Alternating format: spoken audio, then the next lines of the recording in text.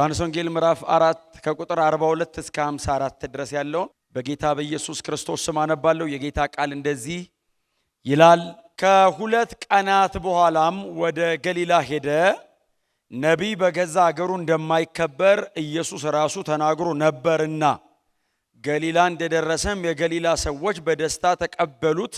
ምክንያቱም እነርሱ በፋሲካ በዓል ኢየሩሳሌም ስለነበሩና በዚያ ያደረገውን ሁሉ ስላዩ ነው። ኢየሱስም ውሃውን የወይን ጠጅ ወዳደረገበት በገሊላ ወደምትገኘው ወደ ቃና ዳግመኛ መጣ።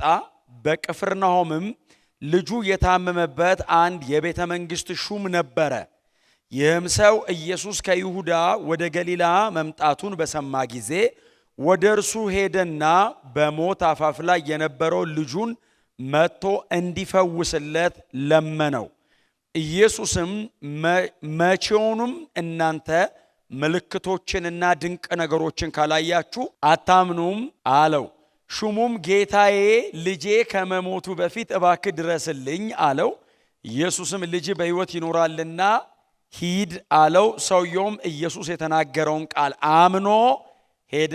በመንገድም ላይ እንዳለ አገልጋዮቹ አግኝተውት ልጁ በሕይወት መኖሩን ነገሩት።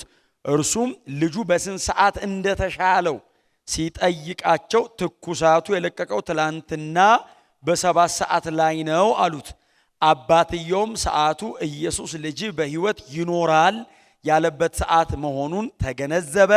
እርሱና ቤተሰቡም ሁሉ አመኑ። ይህም ኢየሱስ ከይሁዳ ወደ ገሊላ መጥቶ ያደረገው ሁለተኛው ተአምራዊ ምልክት ነው። ጌታን እጅግ አድርጌ አመሰግናለሁ። ዮሐንስ ወንጌል ምዕራፍ 4 ላይ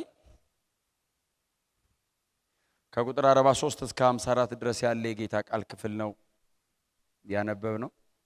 ጌታችን ኢየሱስ ከአንድ ከተማ ወደ ሌላ ከተማ ሄዶ ያደረገውን፣ ከአንድ ከተማ ሌላ ከተማ ሄዶ እሱ ደግሞ ከዛ ሌላ ከተማ ደግሞ ተአምር አደረገ እና እዚህ ጋር የተጠቀሱ 1-3 ከተሞች አካባቢ ናቸው አይደል?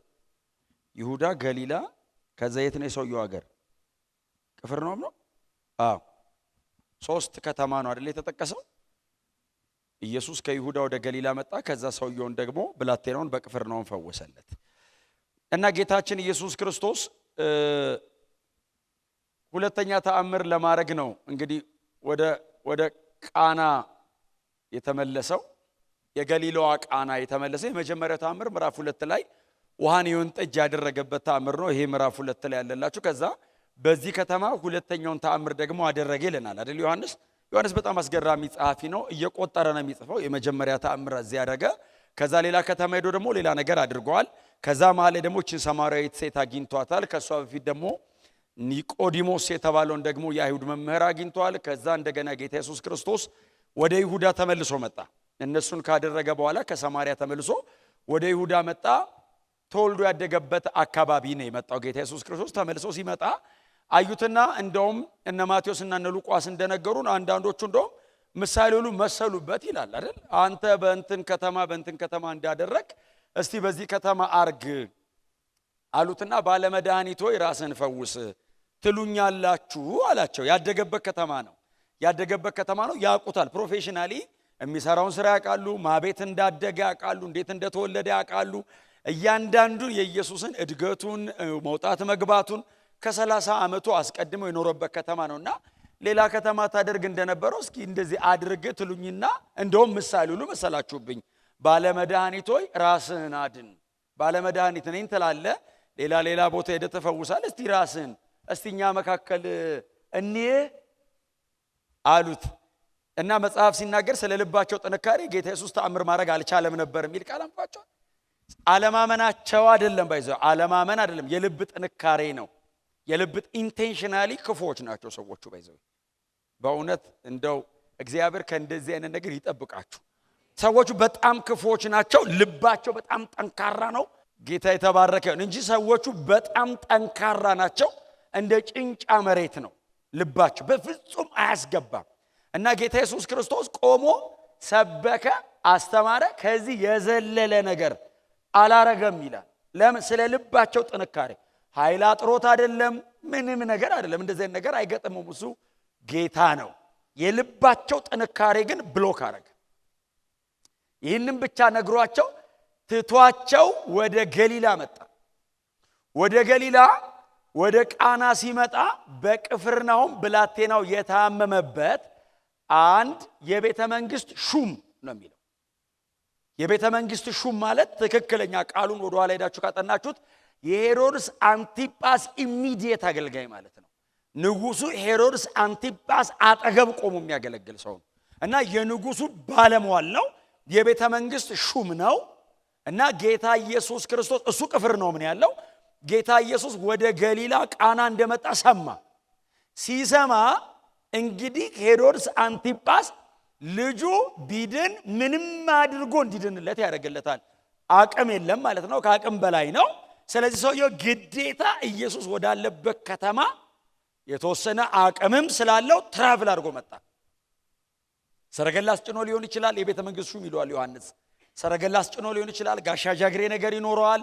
አካባቢው ላይ የሆኑ ጠባቂዎች ይኖሩታል። መጣ፣ ኢየሱስን አገኘው። ኢየሱስን አክሰስ አደረገው። ባይዘው መጥቶ ከተማው ላይ ዞር ዞር ብሏል። ኢየሱስን ቀጥታ አገኘው እና ጌታ ኢየሱስ ጌታን እንደዚህ ያለው እባክህ ብላቴናዬ በጠና ታሟል፣ በሞት አፋፍ ላይ ነው ያለውና ፈውስልኝ። አሁን ኢያኢሮስ የሚባል ሰው ትዝ ይላችኋል። ማርቆስ ወንጌል ምዕራፍ 5 ላይ ያለው ሰውዬ እሱ ኢየሱስን ሲያገኘው ፈውስልኝ አይደለም ያለው፣ እባክህ አብረን እንሂድ ነው ያለው። ይሄኛው ግን አሕዛብ ነው። ስለዚህ ኢየሱስን እንደ ልቡ ይዞ መሄድ አይችልም። እባክህ በሆነ መንገድ አድርገህ ፈውስልኝ። ምን ነው? ብላቴና ልጁ ማለት ነው። ቀላል ነገር አይደለም አይደል? 32 ኪሎ ሜትር ነው ባይዘው የመጣው ሰውየው ከቅፍርናሆም ገሊላ ቃና ድረስ 20 ማይል ነው ወይንም 32 ኪሎ ሜትር። 32 ኪሎ ሜትር አይደለም 300 ኪሎ ሜትርም ልኬድ ይችላል። ለልጅ ምንም ይደረጋል። ባይዘው ከአገር አገር ልኬድ ይችላል። ሰውየው 32 ኪሎ ሜትር ሮጦ መጣ። ኢየሱስን አገኘው። የሚፈልገው እሱን ነው። ፈውስልኝ ሲለው ጌታ ኢየሱስ ክርስቶስ እፈውስልሃለሁ በቃ ችግር የለውም አላለውም። ምልክትና ተአምራት ካላየ እማታምን ትውልድ ሆይ አለ። አዩት እንግዲህ ኢየሱስ እንዴት ከባድ እንደሆነ መልሱ። እንዴት አይነት ማጣሪያ ነው። አሁን ሰውየው እኮ ባለሟል ነው፣ ባለስልጣን ነው፣ ቀላል ሰው አይደለም። ኢየሱስ እንደዚህ አይነት መልስ የሚሰጣው አንድ ኖርማል አይሁድ አይደለም። የሄሮድስ አንቲጳስ የቅርብ አገልጋይ ነው። ሄሮድስ አንቲጳስ ማለት የመጥምቁ ዮሐንስን ጭንቅላት ያስቆረጠ ሰው ነው። አስቡ ሰርክሉ ነው የሰውየውን። ከዛ ኢየሱስ ቀጥታ መለሰለት፣ ምልክትና ተአምር ካላየ እማታምን ትውልድ ሆይ። ለምን? አንተ የነበርክበት ከተማ እኔ መጥቼ አውቃለሁ፣ ሰብኬያለሁ። ስሰብክ እንዴት አላመንክም? እንደኔ ምልክትና ተአምር ስታይ ነው የምታምነኝ? ሲገስጸው ሰውየው ስብከት የሚሰማበት አቅም የለው። እባክህ ተፈውስልኝ እንደው ጌታ ሆይ እባክህ ሲለው፣ ጌታስ ምንድን ያለው? በሞት አፋፍ ላይ ነው አይደል ያለው? ልጅ በህይወት ይኖራልና ሂድ። አንዱ ትዝ ይላችኋል፣ የምኩራብ አለቃ ምኩራብ የሚያሰራ ጌታን መጡና የዛ የከተማው ሽማግሌዎች ነው የሚለው ላከ። መጡና እንደዚህ ያሉት፣ መምህር አሉት። አቤት። የምኩራብ አለቃ ነው፣ ምኩራብ ያሰራልን እሱ ነው አሉት። እሺ ብላቴናውን ልትፈውስለት ይገባዋል የሚባሉ ሰዎች አሉ። ለምን? ምኩራብ አሰርቶልናል፣ የምኩራብ አለቃ ነው፣ በጣም የተከበረ ሰው ነው። ና እንደው ምን ሂድ፣ እንደው ሌላ ቦታ እንደምታደርገው ዝም ብለህ ቃል እንዳትልክ ቤቱ ሁሉ መሄድ አለብህ ልትጸልይለት ይሉት። ኢየሱስስ ይገባዋል፣ አዎ እሺ እንሂድ አለና እኔ ኢየሱስ እኮ ነው የሚገርመኝ። ዞር በሉ አይልም። እሺ ነው እንሂድ ብሎ አይሁዳውያኑ ሰውየው አብረው ሲሄዱ ኢየሱስ ከአገር ሽማግሌዎች ጋር እየመጣ እንደሆነ ሰውየው ሰማ። ሲሰማ ቶሎ ብሎ ሌላ መልእክተኛ ላከ። ወደ እኔ ቤት እንዳትመጣ በሉልኝ። ለምን ቢለን ሲሉት፣ ከቤቴ ጣራ በታች ትገባ ዘንድ አይገባኝም በሉት። እና እዛው ቆመ። ቃል ብቻ ላክ።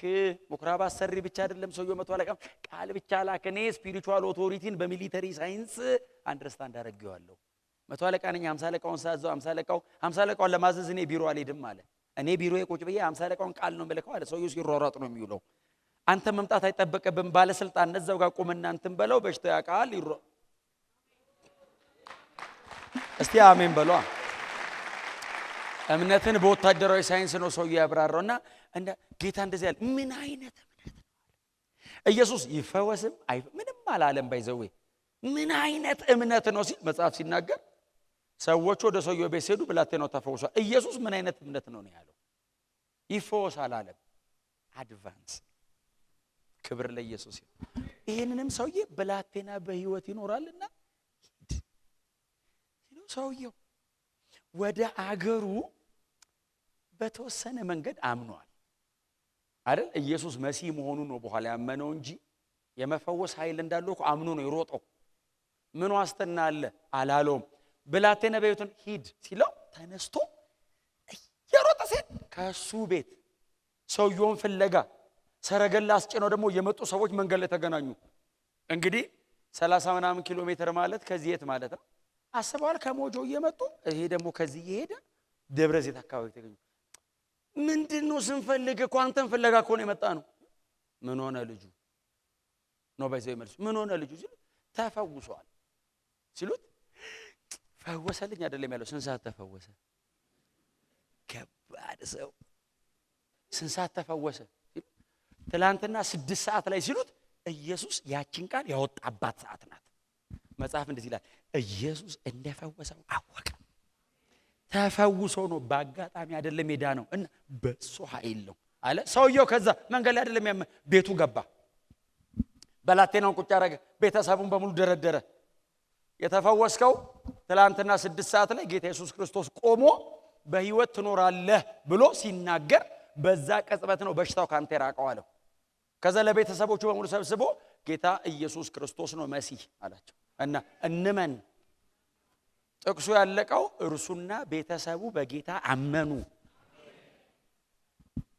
እግዚአብሔር ምንም ያርግ በህይወታችሁ ታላቅ ነገር ይስራ፣ የተደረገው ነገር ግን አይናችሁን እላዩ ላይ ማድረግ አለበት። ተአምሩ ጋር እንዳትቆሙ፣ የተደረገው ነገር ጋር እንዳትቆሙ። እግዚአብሔር ምንም ቢያርግ ማድረግ የሚፈልገው እኔ እሱን እንዳምነው አይኔ እሱ ላይ እንዲሆን።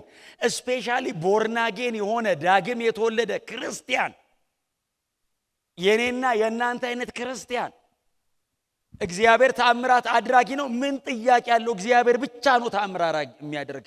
አጋንን ተአምር አርጎ አያውቅም። ምታት ነው፣ አስማት ነው ምናምን አይን ላይ ነው የሚሰራብህ። ጄኒዩንሊ ተአምር የሚያደርግ እግዚአብሔር ብቻ ነው። እግዚአብሔር ግን ተአምር ሲያደርግ እግዚአብሔር ተአምር አረገ እንድልለት አይደለም። እኔ በእርሱ ላይ ያለኝ እምነት እንዲጨምር፣ በተለይ አዲስ ኪዳን ኢየሱስን እንዳይለት ነው። ወንጌል እንዲገባ ነው። እውነቴን ነው የምነግራችሁ። እኔ ስለ እናንተ ጌታን እጅግ አድርጌ ባረካለሁ። እንደዚህ አይነቶች እንደሆናችሁ ተስፋ አደርጋለሁ። ግን እግዚአብሔር አንድ የሆነ ነገር ህይወቴ ላይ ቢያደርግ ይላል አንዳንድ ሰው። ለምን? ከዛስ ምንድነው መጨረሻው? እግዚአብሔር የሆነ ነገር ያረጋል። ኦፍ ኮርስ ያረጋል። ይኸው ዛሬ ጸልየናል። እግዚአብሔር ብዙ ነገር ህይወታችን ላይ ያረጋል።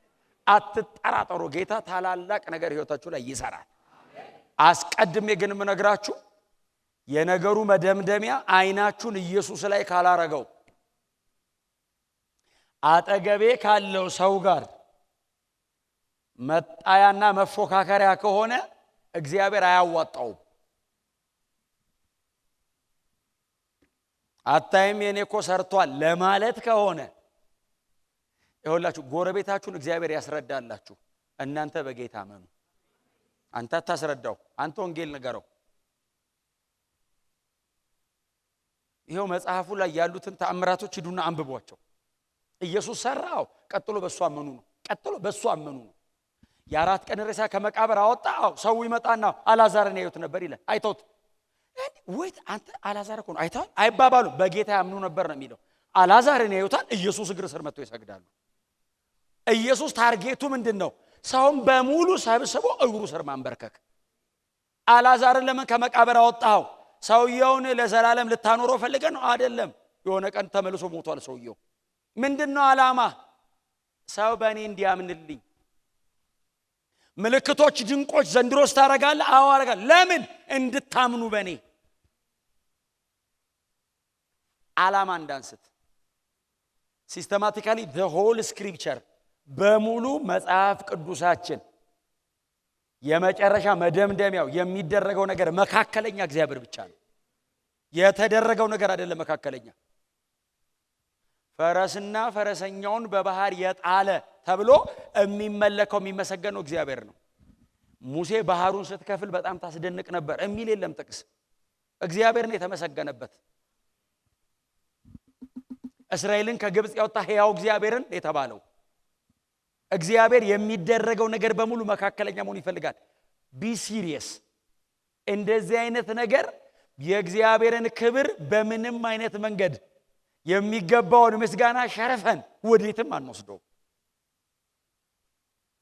አደረገ ይገባዋል። ምንድነው በጣም ኮንቪንስ ያደረገ ስታነበው ካላችሁኝ እኔ ተአምር መደረጉ አይደለም ኮንቪንስ ያደረገኝ። እሱ ድሮም ያደርጋል ዘንድሮም ያደርጋል። እግዚአብሔር እንደዚህ ያደርጋል ድሮም ዘንድሮም ያደርጋል። ምንድነው የገረመ? የሰውየው በጌታ ማመን አለመርሳቱ፣ ቤቱ ገብቶ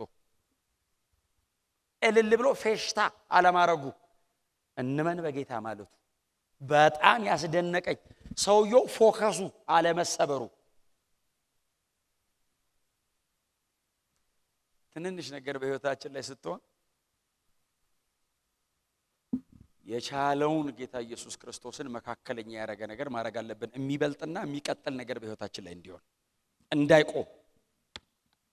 ጌታ ሆይ ብላቴናዬ እንደዚህ ሆኗል እባክህ ፈውስልኝ ስትሉት ተአምር ካላየ የማያምን ትውልድ ሲል ኢየሱስ ከማን ጋር ነው እየተሟገተ ያለው? ከሰውየው ልብ ጋር ነው። ከጆሮ ጋር አይደለም፣ ከሐሳቡ ጋር። ልቡን ነው። ተአምር አረገ፣ አለማመኑን ዘሎ። ለምንድን ነው አለማመኑን አልፎ ተአምር ያደርገው? በኋላ እንዲያምንበት። ሌላ ምንም ዓላማ የለውም። የተፈወሰው ብላቴና እኮ ተመልሶ ሞቷል። ለማኝ የነበረው አባትየው እኮ ተመልሶ ሞቷል። በዛ ዘመን የነበረ ትውልድ በሙሉ እኮ ተመልሶ ሞቷል። ለኔና ለእናንተ ምንድነው የሚቀርልን? ከዚህ መጽሐፍ ላይ ከተማርነው ካነበብነው ከዚህ እውነት ላይ ምንድነው የሚቀርልን? በክርስቶስ ማመን። የተደረገው ተአምር አካላዊ ሊሆን ይችላል። የተደረገው ተአምር ማቴሪያል ላይ ሊሆን ይችላል። የተደረገው ተአምር እግዚአብሔር ምንም ነገር አድርጎላችሁ ሊሆን ይችላል። የሚደረገው ነገር በሙሉ እስከ 70 ዓመት እስከ 80 ዓመት እስከ 100 ዓመት ሊቆይ ይችላል። ከዛስ ፌል ያደርጋል፣ ይወድቃል፣ ያረጃል፣ ይደክማል፣ ያልቃል። ምንድነው ዘላለም ይቀጥልልኝ? እምነቴ። ምንድነው ከሞት ባሻገር ለዘላለም ከጌታ ጋር የሚያኖረኝ? በጌታ ማመኔ ማመኔ ማመኔ። ወንጌላት ሐዋርያት ሥራን ጨምሮ ምንድነው የሚያስተምረን? ተደረገው በጌታ አመኑ። ሰዎቹ በጌታ አላምን ብለው አንዳንዴ ሐዋርያት ላይ እንጠለጠላሉ። ጴጥሮስ ሲጸልይ የሆነ ተአምር ተደረገ፣ መጥቶ ጥልጥል ሲሉበት እንደዚህ ያለ ጴጥሮስ ቆሞ እኔ ከናንተ የተሻለ ጽድቅ ስላለኝ ይመስላችኋል እንዴ ይሄን ያረኩት? እግዚአብሔር በኢየሱስ ክርስቶስ ስምና በስሙ ላይ ባለ እምነት ይህንን አደረገ። ታዲያ ለምንድን ነው የምታዩኝ እኔን? በጌታ አመኑ እንጂ። ከዛ 3000 ወደ ጌታ ተጨመረ። እስቲ አሜን በሉ። ውረዱ ከላይ ላይ። ጳውሎስን አምላክ ነህ አሉት። ተአምር ሲደረግ በእጁ አይደለውም። ወደ ወንጌል፣ የእግዚአብሔር የመጨረሻ ፕሮግራም ወንጌል። በጌታ አመኑ ሲላ ሰዎች እናምልክ ሲሉት እምቢ አለ። በጌታ አመኑ ሲላቸው በድንጋይ ወገሩት ይላል። ሰውኮ ሲገር እናምልክ፣ አታምልኩኝ አልፈልግም እና ጌታን አምልኩ ሲል በድንጋይ ወገሩት ይላል። የሞተ መስሏችሁ በጥግና ጥግ እኮ ነው። እናምልክ ተብሎ በድንጋይ ወገራል ሰው በዛው ቀን። ለምንድን ነው ጳውሎስ እናምልክ ሲባል ጳውሎስ አዎ ይገርማችኋል እንደው አዎ ኃይሉ ከእጄ ሲወጣ ቢል ምዕራፍ 15 አይኖርም ሰውየው። ምዕራፍ 15 ላይ እግዚአብሔር ከሌላ እሱ ጋር ይቀጥላል። እሱስ ሄርሜንና ዲያ የሚባል እምነት ይጀምሩ ነበር። እስኪሞት ድረስ የተወሰነ ተከታይ አይጠፋም። ታውቃላችሁ በየትኛውም ዘመን አይጠፋም። ባይዘው እንዳትታለሉ። ሰው ተሰብስቦ ቢያጨበጭብል አይንን ከጌታ ላይ እንዳትነቀል። ኢየሱስ ብቻ ባለው ቢወግር ይሻላል። ባይዘው እኔ ብለህ ከሚያኖር ኢየሱስ ብለህ ብትሞት ነው የሚቀለው። እስቲ አሜን በሏ። በቃ ይሄ ነው የመጽሐፍ ቅዱስ ሴንተሩ። በክርስቶስ ማመን፣ ኢየሱስ ላይ አይደን ማድረግ፣ እግዚአብሔርን መካከለኛ ማድረግ። ተአምር ማድረጉ ጥያቄ ውስጥ ስለማይገባ ነው እኔ ተአምሮ ያልቆየሁት። ተአምር ማድረጉ ጥያቄ ውስጥ አይገባም። እናንተ ቤት ዛሬ ይደረጋል፣ ጥያቄ ውስጥ አይገባም። በህይወታችሁ ላይ እግዚአብሔር ምልክት ያደርጋል፣ ጥያቄ ውስጥ አይገባም። ቀጥሎ እኔና እናንተ ጋር ያለው ነው የሚያሳስበኝ። ኢየሱስ ላይ መኖር፣ በክርስቶስ ማመን። አያችሁት? ይሄ ሰውዬ እንዴት የተባረከ ሰው! ሰማይ እናገኘዋለን ማለት ነው ከነ ቤተሰቡ። ፈውሱን ተቀብሎ አልሞተም። በጌታ አምኖ በህይወት ይኖራል። ብላቴናው ዝም ብሎ የሆነች ደዌ ከላዩ ላይ ተሰብራለት ብቻ አይደለም የሚኖረው። ይሄ ብላቴና ሰማይም ይኖራል በህይወት። ሂድ በህይወት ይኖራል ሲለው ኢየሱስ ዘላለሙም ተቀየረ ልጁ። አለ ለዛኛውም ነው። ዛሬ እዚህ ድረስ መጥተን መሬት ላይ ካለ ነገር የዘለለ ይዘን መሄድ አለብን። ለመሬቱ እንዳጠረጥሩት እግዚአብሔር ያደርጋል፣ ግን ከሱ የዘለለ ነገር ግን መያዝ አለብን። በአቋም ደረጃ በጌታ ማመን አለብን። በአቋም ደረጃ ኮንቪክሽን መሆን አለበት። አምነው አለው አይደለም፣ ማመኔ መታየት አለበት፣ መረጋገጥ አለበት። ከተደረገው ነገር መዝለል አለብኝ። ነገሩ እዛው እንቅ አርጎ እንዳይዘኝ አለፍ መውጣት አለብኝ። ነገሩን ያደረገው ጌታ ነው። ታዲያ በሱ ነው ማመን። እያመሰገንኩት ነው ብለው አሜን ነው። ጎናቸው ያሉ ሰው ተአምራቱ ኢየሱስ ላይ አይንህን ይትከለው በሉት። ክብር ለኢየሱስ ይሁን። በቃ መደምደሚያችን ይሄ ነው ዛሬ። በጌታ እናምናለን። የክርስትና የመጀመሪያ ነገር ነው በጌታ ማመን። የምንቀጥለውም ግን በዚሁ ነው። በእምነት ድነናል። እያመንን ነው የምንኖረው፣ እያመንን ነው የምንሄደው። ስንበስልም ስናድግም እዚህ ውስጥ ነን። አማኝ በእምነት ጀምሮ በስራ አይቀጥለውም። በእምነት ጀምሮ በእምነት ነው የሚቀጥለው። እያመን ነው ነው የምንቀጥለው። አውቶማቲካሊ እያመን ነው የምንቀጥለው።